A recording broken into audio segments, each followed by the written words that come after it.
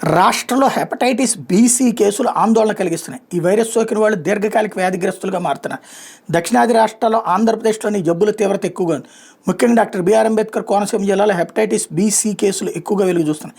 25 ఏళ్ల కిందట ఆర్ఎంపీ వైద్యులు ఒకే నీడిల్ ద్వారా ఎక్కువ మంది రోగులకు చేసిన ఇంజక్షన్ల పర్యవసానాలు ఇప్పుడు కనిపిస్తున్నాయి. క్షౌరశాలలో క్షౌరం గడ్డం చేసేందుకు ఒకే బ్లేడ్లు ఉపయోగించిన ప్రభావం కూడా కేసుల పెరుగుదలకు కారణమవుతుంది.